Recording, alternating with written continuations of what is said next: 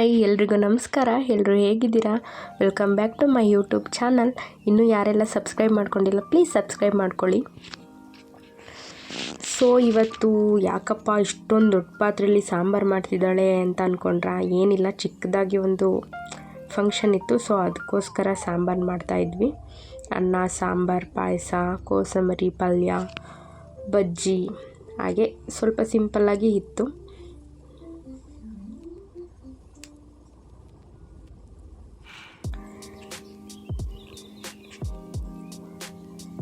ಎಲ್ಲ ಅಡುಗೆ ಆಗಿತ್ತು, ಬಜ್ಜಿ ಬಿಡೋದೊಂದು ಕೆಲಸ ಇತ್ತು ಅಷ್ಟೇ. ಅದಕ್ಕೆ ಹಿಟ್ಟನ್ನ ಕಲಿಸ್ತಾ ಇದ್ದೆ. ಬೇಗ ಮಾಡಿಟ್ಬಿಟ್ರೆ ತಣ್ಣಗಾಗುತ್ತೆ, ಬೋಂಡ ಎಲ್ಲ ಚೆನ್ನಾಗಲ್ಲ ತಿನ್ನೋಕ್ಕೆ ಅಂತ ಲಾಸ್ಟಲ್ಲಿ ಮಾಡ್ತಾಯಿದ್ದೆ.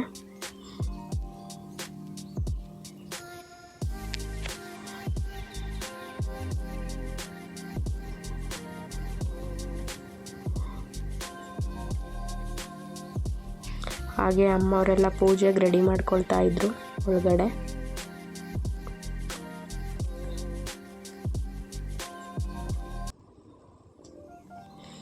ಅಲ್ಲಿ ಎಲ್ಲ ಕೆಲಸ ಮುಗಿಸಿ ಮನೆಗೆ ಬಂದೆ.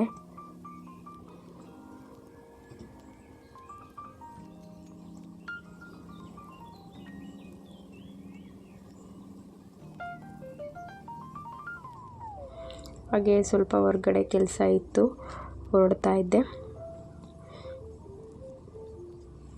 ತಂಗಿ ಮನೆಗೆ ಹೋಗಿ ಬರೋಣ ಅಂತ ಹೊರಟೆ. ದೂರ ಏನಲ್ಲ, 1 ಕಿಲೋಮೀಟ್ರ್ ಅಷ್ಟೇ.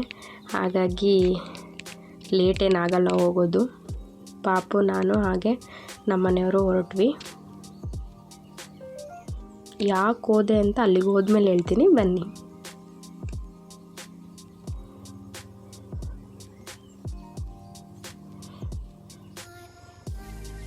ಹಾಗೆ ತಂಗಿ ಬಿಸಿ ಬಿಸಿ ಬೋಂಡನೂ ರೆಡಿ ಮಾಡ್ತಾಯಿದ್ಲು. ಏನಕ್ಕೆ ಬಂದಿದ್ವಿ ಅಂದರೆ ಬಾಗಿನ ತೊಗೊಂಡು ಬಂದಿದ್ದು ತಂಗಿಗೆ.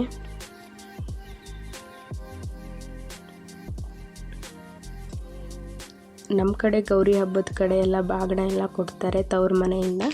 ಹಾಗಾಗಿ ನಾನು ತೊಗೊಂಡ್ಬಂದಿದ್ದೆ. ಅವಳು ಸ್ವೀಟು, ಕೋಸಂಬರಿ, ಬೋಂಡ, ಚಕ್ಲಿ ಎಲ್ಲ ಮಾಡಿದ್ಲು.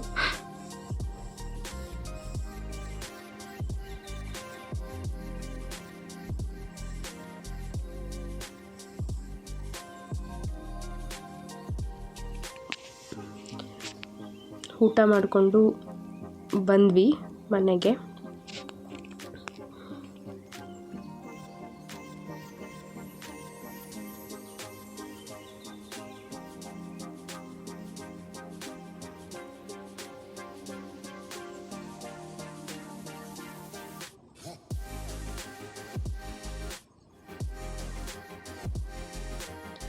ಹಾಗೆ ಸ್ವಲ್ಪ ಎಳ್ಳಿಕಾಯಿ ಹೆಚ್ಚಿಟ್ಟಿದ್ನಲ್ಲ, ಅದಕ್ಕೆ ಖಾರ ಹಾಕಿರಲಿಲ್ಲ.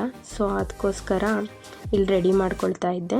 1 ಚಮಚದಷ್ಟು ಸಾಸಿವೆ, ಸ್ವಲ್ಪ ಒಂದು ಅರ್ಧ ಚಮಚದಷ್ಟು ಮೆಂತೆ, ಹಾಗೆ 1 ಸ್ಪೂನು ಖಾರದ ಪುಡಿ, ಇವೆಲ್ಲವನ್ನು ಹಾಕ್ಕೊಂಡು ರುಬ್ಕೋಬೇಕು. ಸಣ್ಣಗೆ ರುಬ್ಬಬೇಕು. ಸ್ವಲ್ಪ ನೀರು ಹಾಕ್ಕೊಂಡು ರುಬ್ಕೊಂಡ್ರೆ ಆಯಿತು.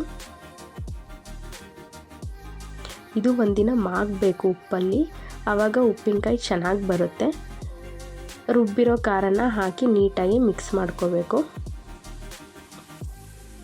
ಹುರುಳಿಕಾಯಿ ಉಪ್ಪಿನಕಾಯಿ ಆರೋಗ್ಯಕ್ಕೆ ತುಂಬ ಒಳ್ಳೆಯದು, ಆದರೆ ಲಿಮಿಟಲ್ಲಿ ಎಲ್ಲದನ್ನು ತಿನ್ನಬೇಕಷ್ಟೆ.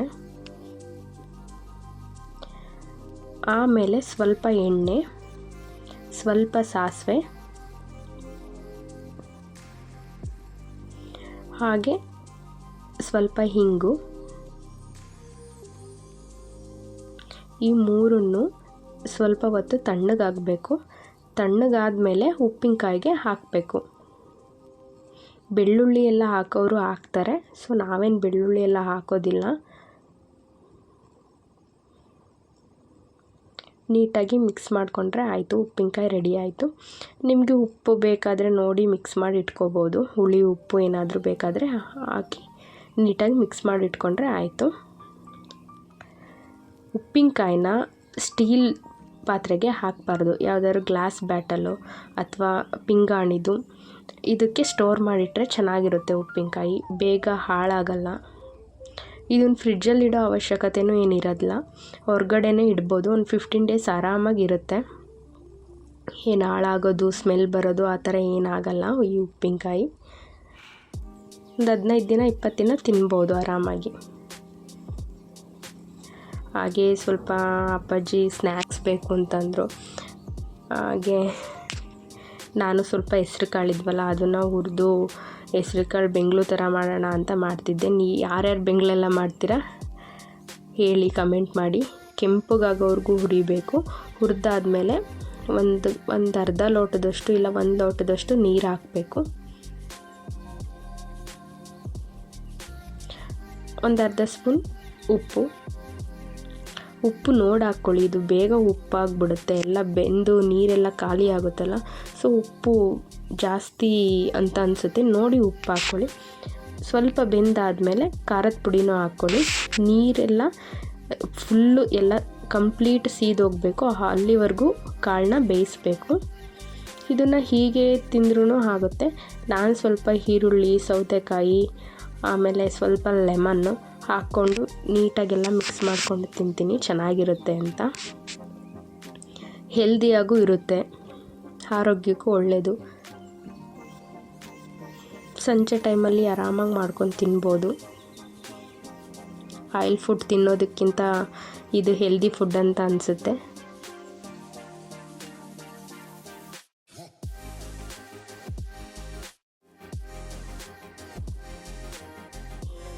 ಟೇಸ್ಟ್ ಮಾತ್ರ ಸೂಪರಾಗಿತ್ತು. ಸೊ ಇಲ್ಲಿಗೆ ವಿಡಿಯೋನ ಎಂಡ್ ಮಾಡ್ತಾಯಿದ್ದೀನಿ. ಲೈಕ್ ಮಾಡಿ, ಶೇರ್ ಮಾಡಿ, ಸಪೋರ್ಟ್ ಮಾಡಿ ಆ್ಯಂಡ್ ಸಬ್ಸ್ಕ್ರೈಬ್ ಮಾಡೋದಂತೂ ಮರಿಲೇಬೇಡಿ.